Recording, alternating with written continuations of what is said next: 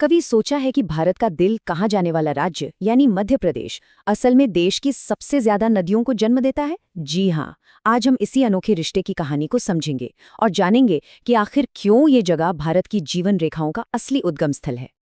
तो सबसे बड़ा सवाल यही है कि आखिर मध्य प्रदेश को नदियों का मायका क्यों कहते हैं। देखिए, ये सिर्फ एक कहने के लिए अच्छा सा नाम नहीं है। इसके पीछे गहरे भौगोलिक और आर्थिक राज छिपे हुए हैं। तो चलिए मिलकर इस पहेली को सुलझाते हैं। लेकिन इस क्यों का जवाब जानने से पहले ये समझना बहुत जरूरी है कि आखिर ये नदियां मध्य प्रदेश के लिए इतनी खास हैं ही क्यों। ये सिर्फ बहता हुआ पानी नहीं है, नहीं, ये तो इस राज्य की धड़कन है। बिल्कुल सीधे और सरल शब्दों में कहें तो ये नदियां ही मध्य प्रदेश की लाइफलाइन है। सच में, इनके बिना तो इस राज्य की कल्पना करना भी बहुत मुश्किल है। जरा सोचिए, ये नदियां करती क्या क्या है। मध्य प्रदेश की पूरी खेती इनके पानी पर टिकी है। हमारे घरों तक जो पीने का पानी पहुंचता है वो इन्हीं से आता है। बिजली बनाने वाले हाइड्रो पावर प्रोजेक्ट्स इन्हीं पर चलते हैं। और तो और पर्यटन से लेकर हजारों लाखों लोगों को रोजगार भी यही नदियां देती हैं। सच तो ये है कि राज्य की पूरी अर्थव्यवस्था इन नदियों के बहाव के साथ ही बहती है। तो ठीक है, अब ये तो हम समझ गए कि ये नदियां इतनी जरूरी क्यों हैं। लेकिन अब आते हैं असली सवाल पर। आखिर इतनी सारी नदियां यहीं से निकलती क्यों हैं? भाई, इसका राज मध्य प्रदेश की जमीन में ही छिपा है। और राज यही है, मध्य प्रदेश असल में पठारों और पहाड़ियों की भूमि है। अब ये जो ऊंची नीची जमीन है ना, ये एक विशाल स्पंज की तरह काम करती है। ये बारिश के पानी को सोख लेती है और फिर धीरे धीरे अनगिनत धाराओं के रूप में छोड़ती है, जो आगे चलकर नदियां बन जाती हैं। मतलब यही ऊंची जमीन इन नदियों का जन्म स्थान है। ये जो नक्शा है ना, ये पूरी कहानी खुद बयां कर रहा है। ध्यान से देखिए, कैसे मध्य प्रदेश की ये ऊंची जमीन एक नेचुरल वाटर टावर की तरह काम कर रही है। यहीं से नदियां पैदा होती हैं और फिर चारों दिशाओं में बह निकलती हैं। और कमाल की बात यह है कि ये सिर्फ मध्य प्रदेश ही नहीं, बल्कि अपने पड़ोसी राज्यों की भी प्यास बुझाती हैं। चलिए अब जरा कुछ बड़ी और मशहूर नदियों से मिलते हैं, जो इस बात का पक्का सबूत है कि मध्य प्रदेश ही असली नदियों का मायका है। लेकिन यहाँ एक बहुत ही दिलचस्प बात है। देखिए, यहाँ की ज्यादातर नदियाँ हिमालय की नदियों की तरह बर्फ के पिघलने से नहीं बनती। नहीं, ये बारिश के पानी से भरती हैं। इसका मतलब ये हुआ कि इनका जीवन पूरी तरह से मॉनसून पर निर्भर करता है। और इसका सबसे बड़ा और सबसे अच्छा उदाहरण है मां नर्मदा। राज्य की सबसे पवित्र नदियों में से एक नर्मदा अमरकंटक से निकलकर पश्चिम की तरफ बहती है और पूरे इलाके के लिए जीवनदायिनी साबित होती है। और हाँ, ये कोई छोटी मोटी धारा नहीं है। नर्मदा नदी पूरे 1312 किलोमीटर लंबा सफर तय करती है। सोचिए जरा, ये तो बस एक उदाहरण है कि मध्य प्रदेश से कितनी विशाल नदियां जन्म लेती हैं।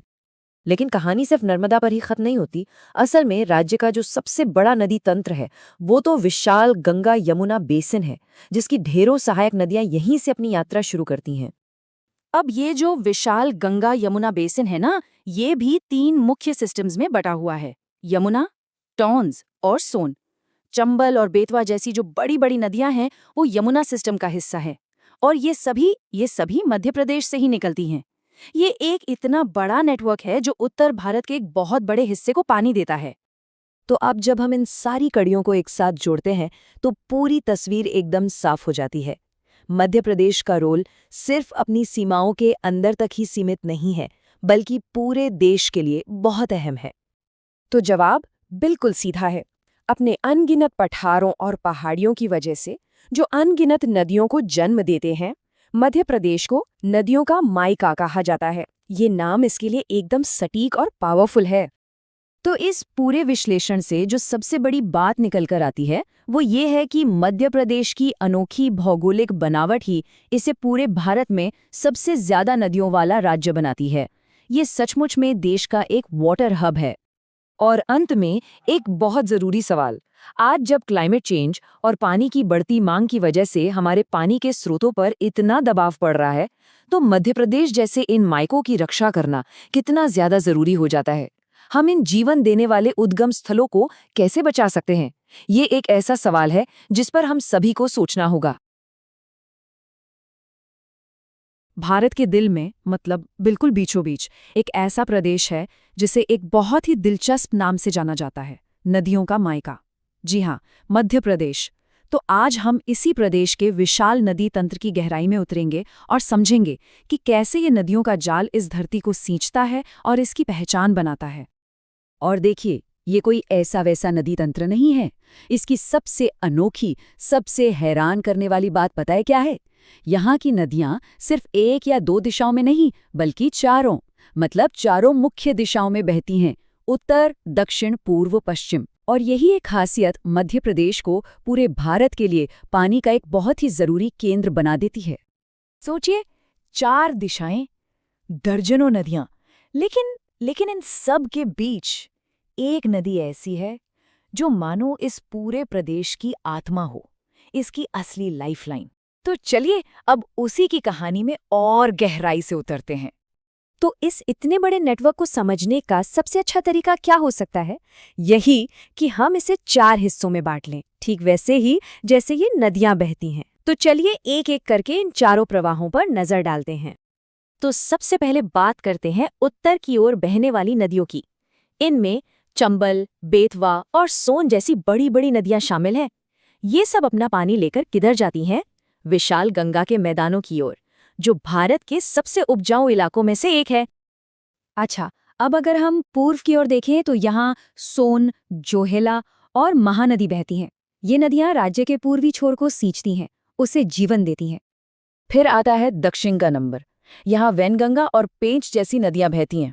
अब जरा सोचिए इस बात को, एक ही राज्य का पानी उत्तर में गंगा के मैदानों तक जा रहा है और दक्षिण में प्रायद्वीप के हिस्सों तक भी पहुंच रहा है ना कमाल की बात? और अब आखिर में पश्चिम का प्रवाह। यहाँ 3 बड़ी नदियां हैं, नर्मदा, ताप्ती और माही। और इन्हीं में से एक है वो नदी जो हमारी आज की कहानी की हीरो है। तो चलिए अब अपना पूरा फोकस उस एक नदी पर लाते हैं जो इन सब में सबसे खास है, नर्मदा। इसे यूं ही नहीं कहा जाता मध्य प्रदेश की जीवन रेखा। ये सिर्फ पानी का एक बहाव नहीं है, बल्कि एक पूरी सभ्यता, एक पूरे इकोसिस्टम का आधार है। पर सवाल तो ये है कि आखिर ऐसा क्यों है? क्यों है ये नदी इतनी ज्यादा महत्वपूर्ण? देखिए, इसका जवाब तो इसके नाम में ही छिपा है। नर्मदा का मतलब है सुख देने वाली। और ये नाम सिर्फ एक पहचान नहीं है, बल्कि उन लाखों करोड़ों लोगों की भावनाओं का प्रतीक है जिनकी जिंदगी और जिनकी रोजी रोटी इसी नदी से चलती है। और नर्मदा का असर सिर्फ मध्य प्रदेश तक ही नहीं है, ये गुजरात की भी लाइफलाइन है। और चूंकि ये भारत के दिल से होकर गुजरती है, तो इसे भारत की हृदय रेखा भी कहा जाता है। इसका इतिहास भी देखिए कितना गहरा है। पुराने जमाने में इसे रेवा कहते थे और ग्रीक ज्योग्राफर टॉलमी ने तो इसे नामोदोस का नाम दिया था। तो फिर चलिए इस महान नदी की यात्रा पर चलते हैं। इसके जन्म से लेकर समंदर में मिलने तक ये वाकई एक अद्भुत कहानी है। मोटे तौर पर नर्मदा की यात्रा को हम 3 हिस्सों में देख सकते हैं। पहला, इसका जन्म, जो होता है अमरकंटक की पहाड़ियों से। फिर आता है इसका रास्ता। ये 2 विशाल पर्वत श्रृंखलाओं, विंध्याचल और सतपुड़ा के बीच बनी एक गहरी दरार से होकर बहती है। इसे रिफ्ट वैली या भ्रंज घाटी कहते हैं। और तीसरा, इसका अंत, जब ये गुजरात के पास अरब सागर में जाकर मिल जाती है। अब इसका ये जो रास्ता है ना, ये रिफ्ट वैली से होकर गुजरने वाला। यही बात नर्मदा को दूसरी नदियों से बिल्कुल अलग बनाती है। कैसे? देखिए, ज्यादातर बड़ी नदियां जब समुंदर में मिलती हैं तो वो फैलकर डेल्टा बनाती हैं। लेकिन नर्मदा, वो एक गहरी घाटी से तेजी से बहती है, तो वो फैलती नहीं बल्कि सीधे समुंदर में मिल जाती है। और इसी मिलन बिंदु को एस्चुरी या ज्वारदमुख कहते हैं। और इसकी कुल लंबाई जानते हैं कितनी है? 1312 किलोमीटर। ये एक जबरदस्त दूरी है। और इसी के साथ ये भारत में पश्चिम की ओर बहने वाली सबसे लंबी नदी बन जाती है। और अब ये सोचिए, इस पूरी 1312 किलोमीटर की यात्रा में से 1077 किलोमीटर, मतलब एक बहुत बड़ा हिस्सा, ये सिर्फ और सिर्फ मध्य प्रदेश के अंदर ही तय करती है। इससे साफ हो जाता है कि ये नदी और ये राज्य एक दूसरे से कितना ज्यादा और कितने गहरे जुड़े हुए हैं। और अगर आंकड़ों पे नजर डालें तो ये जुड़ाव और भी साफ दिखता है। नर्मदा का लगभग 90% जल ग्रहण क्षेत्र, मतलब वो पूरा इलाका जहां से नदी को पानी मिलता है वो मध्य प्रदेश में ही है। तो इसका सीधा सा मतलब ये हुआ कि नदी की सेहत और राज्य की सेहत एक दूसरे से पूरी तरह जुड़ी हुई है। तो जाहिर है जब कोई नदी इतनी इतनी ज्यादा महत्वपूर्ण हो तो उसकी हिफाजत करना भी हमारी जिम्मेदारी बन जाती है। तो सवाल उठता है कि इस लाइफलाइन को बचाने के लिए क्या कुछ किया जा रहा है? इसी सवाल का एक बहुत बड़ा जवाब है नर्मदा सेवा मिशन। ये मिशन असल में नदी को बचाने के लिए एक बहुत बड़ी यात्रा थी। इसकी शुरुआत हुई 11 दिसंबर 2016 को, ठीक वहीं से जहां से नर्मदा निकलती है, यानी अमरकंटक से। और फिर अगले 148 दिनों तक ये यात्रा नदी के किनारे किनारे चलती रही। 16 जिलों से गुजरी, 3,500 किलोमीटर का सफर तय किया और आखिरकार 15 मई 2017 को ये मिशन पूरा हुआ। तो नर्मदा की ये पूरी कहानी हमें एक बहुत बड़े और ज़रूरी सवाल पर लाकर खड़ा कर देती है। चाहे वो नर्मदा हो या हमारे अपने इलाके की कोई नदी, सवाल ये है कि हम उन कुदरती जीवन रेखाओं की हिफाजत कैसे करें जो सिर्फ हमें ही नहीं बल्कि हमारी आने वाली पीढ़ियों को भी जिंदा रखती हैं। ये एक ऐसा सवाल है जिस पर हम सबको सोचना जरूरी है। कभी सोचा है कि एक ही इलाके से बहने वाली दो नदियां कितनी अलग-अलग कहानियां सुना सकती हैं? आज हम मध्य भारत की दो जीवन रेखाओं नर्मदा और चंबल की दुनिया में उतर रहे हैं। तो चलिए इनकी यात्रा को शुरू से समझते हैं। और शुरुआत होती है पानी की उस जबरदस्त ताकत से जो पहाड़ों और मैदानों को एक नया रूप देती है। किसी भी बड़ी नदी की कहानी अक्सर एक शानदार शुरुआत से ही शुरू होती है। नर्मदा और चंबल के मामले में ये कहानी है गुरुत्वाकर्षण की, जो ऐसे कमाल के झरने बनाती है जो इनके रास्ते की पहचान बन जाते हैं।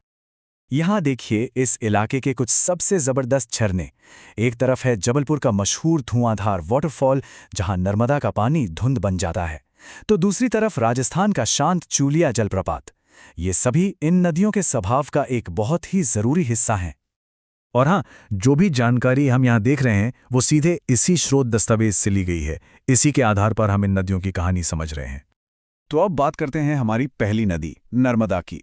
देखिए, ये सिर्फ एक नदी नहीं है बल्कि एक बहुत बड़ा जीता जागता सिस्टम है जिसे इसकी सहायक नदियां मिलकर बनाती हैं। ये नंबर देखिए 41। ये है नर्मदा के विशाल परिवार का साइज। मतलब 41 अलग अलग सहायक नदियां अपना पानी इस एक शक्तिशाली नदी को देती हैं और इसे मध्य भारत की असली जीवन रेखा बनाती हैं। और मजे की बात यह है कि ये परिवार कितना बैलेंस्ड है। सोचिए, 22 सहायक नदियां एक किनारे से आकर मिलती हैं और 19 दूसरे किनारे से, और सब मिलकर एक ताकतवर धारा बनाती हैं। ये टेबल हमें इस परिवार के कुछ खास सदस्यों से मिलवाती है। बड़ी और शक्तिशाली तवा नदी से लेकर शांत हिरण नदी तक, हर एक नदी इस सिस्टम में अपनी खासियत और अपना पानी लेकर आती है। चलिए अब अपनी दूसरी नदी चंबल की तरफ चलते हैं। अगर नर्मदा एक कलेक्टर है जो सबको साथ लाती है, तो चंबल एक मूर्तिकार है, एक बहुत ही पुरानी धारा जिसकी कहानी वक्त जितनी ही गहरी है। चंबल कितनी पुरानी है इसका अंदाजा इसके कई नामों से लगता है। चर्मणवती, धर्मावती, कामधेनु, ये नाम इसके गहरे सांस्कृतिक और ऐतिहासिक महत्व को दिखाते हैं। यहाँ तक कि महाभारत जैसे महाकाव्यों में भी इसका जिक्र मिलता है। चंबल का सफर भी किसी महाकाव्य से कम नहीं है। ये जानापाव की हरी भरी पहाड़ियों से शुरू होती है, फिर 965 किलोमीटर तक मैदानों से गुजरती है और आखिर में इटावा के पास जाकर यमुना नदी में मिल जाती है। और इसका अंत भी उतना ही खास है। पंचनद नाम की जगह पर चंबल 4 और नदियों के साथ मिलकर यमुना से मिलती है। ये भारत में एक बहुत ही अनोखा संगम है, नदियों के मिलन का एक शानदार नज़ारा। लेकिन चंबल की कहानी सिर्फ इसकी लंबाई की नहीं है। ये कहानी है इसकी उस जबरदस्त ताकत की जिसने हजारों सालों में उस जमीन को ही बदल दिया है जहां से ये गुजरती है। जियोलॉजिस्ट्स इसे अध्यारोपित नदी कहते हैं। इसे ऐसे समझ लीजिए कि एक जिद्दी कलाकार की तरह है जो अपने रास्ते में आने वाली हर रुकावट को काटकर अपना रास्ता बना लेती है। हजारों सालों से चंबल ने चट्टानों को तराश कर अपना रास्ता बनाया है और एक गहरी छाप छोड़ी है। और जब नदी हजारों सालों तक इस तरह जमीन को काटती है तो एक कठोर लेकिन अनोखा लैंडस्केप बनता है जिसे उत्खात भूमि या बीहड़ कहते हैं। गहरी घाटियां और खड़ी चट्टानें जो नदी की बेहिसाब ताकत का सबूत हैं। चंबल का असर इतना ज्यादा है कि पूरा का पूरा मुरैना जिला अपने बेड़ों के लिए ही जाना जाता है। ये एक ऐसा इलाका है जहां जमीन खुद इस नदी की कहानी बताती है, जिसे इसकी ताकत ने हमेशा के लिए बदल दिया है। तो अब तक हमने दो बिल्कुल अलग नदियों का सफर देखा। जब हम इनकी कहानियों को एक साथ रखते हैं तो हमें क्या पता चलता है? हमें दो अलग अलग किरदार दिखाई देते हैं। एक तरफ है नर्मदा, जो एक महान संयोजक की तरह अपनी 41 सहायक नदियों के विशाल परिवार को एक साथ लाती है, और दूसरी तरफ है चंबल, वो प्राचीन मूर्तिकार जो अपने रास्ते में आने वाली जमीन को ही तराश कर नया आकार दे देती है। और ये हमें एक आखिरी सवाल पर लाकर छोड़ देता है, एक परिवार बनाने वाली और एक जमीन को तराशने वाली। ये दो शक्तिशाली नदियां आज भी मध्य भारत के भूगोल और जीवन को कैसे आकार दे रही हैं। ये सिर्फ पानी की धाराएं नहीं हैं, बल्कि एक लगातार बहती हुई कहानी के मुख्य पात्र हैं।